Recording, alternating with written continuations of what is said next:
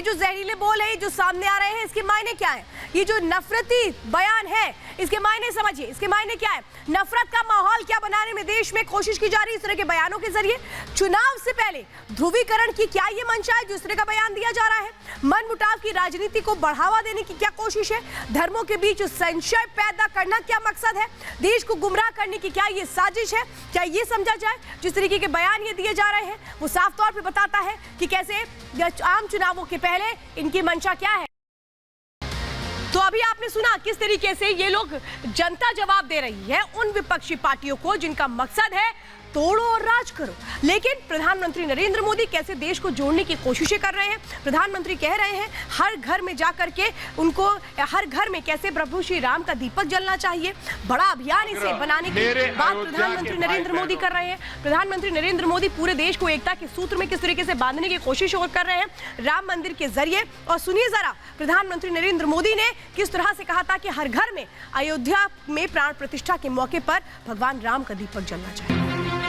आज मेरा एक आग्रह मेरे अयोध्या के भाई बहनों से, आपको देश और दुनिया के अनगिनत अतिथियों के लिए तैयार होना। अब देश दुनिया के लोग लगातार हर रोज अयोध्या आते रहेंगे, इसलिए अयोध्या वासियों को एक संकल्प लेना है, अयोध्या नगर को भारत का सबसे स्वच्छ शहर बनाने का। ये ऐसा कुछ नहीं होने वाला है। ये कांग्रेस क्या कहती है नहीं कहती है उस पे नहीं जाना है, देश का जनता क्या कह रही है उस पे जाना है। हिंसात्मक घटनाएं तो ये करना चाहते हैं लेकिन ये इम्पॉसिबल है, ये कभी हो नहीं पाएगा। इनको पकड़कर पहले कस्टडी में लेकर के सख्ती से के साथ, जैसे आम नागरिक के साथ होता वैसे सख्ती के साथ इनसे पूछताछ होनी चाहिए। तो आइए अब आपको बताते हैं इस पूरे मामले को लेकर के उत्तर प्रदेश के उप मुख्यमंत्री ब्रजेश पाठक क्या कुछ कह रहे हैं, सुनिए जरा। तारीख को अद्भुत दिव्य अयोध्या बनकर के तैयार हो रही है और प्रभु रामलला भव्य मंदिर में जब पधारेंगे आदरणीय प्रधानमंत्री नरेंद्र मोदी जी दुनिया को समर्पित करेंगे, उस क्षण का इंतजार प्रत्येक भारतवासी सनातन धर्म मानने वाले लोग सब लोग कर रहे हैं।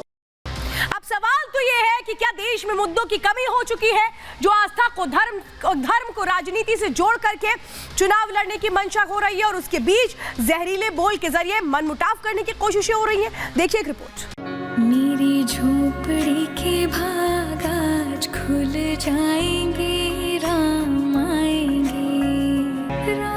आएंगे तो अंगना सजाऊंगी, दीप जला के दिवाली मैं मनाऊंगी। रामलला की प्राण प्रतिष्ठा हर बीतते पल के साथ नजदीक आ रही है। पूरी दुनिया इस क्षण की साक्षी बनेगी। साक्षी तो वो विपक्ष की सियासत भी बन रही है। वो खुली आंखों से देख रहे हैं कि कैसे विपक्ष राम के नाम पर लगातार सियासी घमासान छेड़े हुए हैं। इस बार प्रधानमंत्री नरेंद्र मोदी ने बार बार आस्था पर चोट कर रहे इंडी गठबंधन को करारा जवाब दिया है। इंडी गठबंधन को सिर्फ एक ही काम आता है, इंडी गठबंधन हमारी आस्था पर चोट करता है। इन्होंने मंदिरों को, हमारे त्योहारों को भी लूट का माध्यम बना दिया है। वहीं उत्तर प्रदेश के मुख्यमंत्री योगी आदित्यनाथ ने भी विरोधियों को साफ शब्दों में कह दिया है कि धर्म सिर्फ एक ही है और वो है सनातन धर्म। धर्म एक ही है और वो सनातन धर्म है।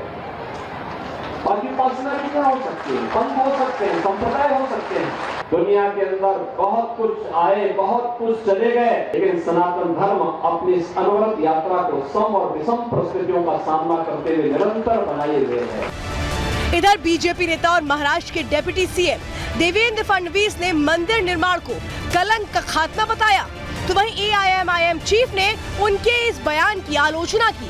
देश में 500 साल के संघर्ष के बाद प्रभु श्री राम लला के मंदिर का निर्माण हो रहा है। हम पर जो कलंक बाबर ने लगाया था उस कलंक को हटाने का काम हम लोग कर रहे हैं। तो ऐसे समय राजनीति करना ये बहुत ही ऊंची बात है। आप डिप्टी चीफ मिनिस्टर हैं, आप संविधान के ऊपर, आइन के ऊपर ओथ लिए हैं और आप जिस दिन डिमोलिशन हुआ था उसको आप कह रहे हैं कि बड़ा अच्छा काम हुआ। वो प्रोवोक नहीं कर रहे हैं, वो इंसाइट नहीं कर रहे हैं। एक डिप्टी सीएम रहकर इस तरह की बकवास कर रहे हैं। जुबान पर राम और दिल में राजनीति का मिश्रण रखने वाला विपक्ष लगातार निमंत्रण पर सियासत करने में बिजी है। पहले तो हमें निमंत्रण मिलने वाला नहीं है और अगर मिलेगा तो भी हम नहीं जाएंगे, क्योंकि ये तो हमारी आस्था से जुड़ा हुआ मसला है। वहाँ पर हम पहले से कहते रहे हैं कि वहाँ पर हमारी बाबरी मस्जिद थी। मुझे कोई न्योते की आवश्यकता नहीं है, हमारे हृदय में बसे हैं भगवान राम। ये वो विपक्ष है जो निमंत्रण पर सियासत भी कर रहा है और दूसरी तरफ राम मंदिर ट्रस्ट के स्थायी सदस्य कामेश्वर चौपाल को समय भी नहीं दे रहा है। कामेश्वर चौपाल ने नीतीश लालू को आमंत्रण देने के लिए 2 दिन पहले चिट्ठी लिखी और आमंत्रण देने के लिए मिलने का समय मांगा है, लेकिन अब तक मिलने का वक्त नहीं दिया गया।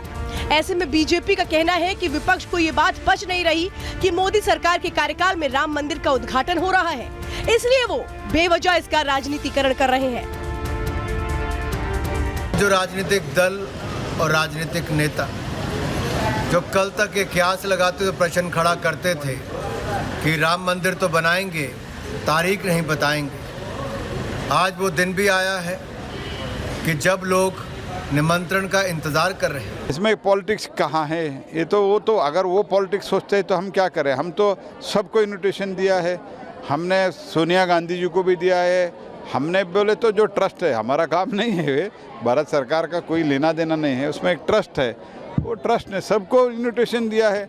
साफ है कि 22 जनवरी को रामलला की प्राण प्रतिष्ठा के मौके पर बड़ा उत्सव होने वाला है। सियासी बयानबाजियों का सिलसिला भी तेज हो गया है। Bureau report, Republic Bharat.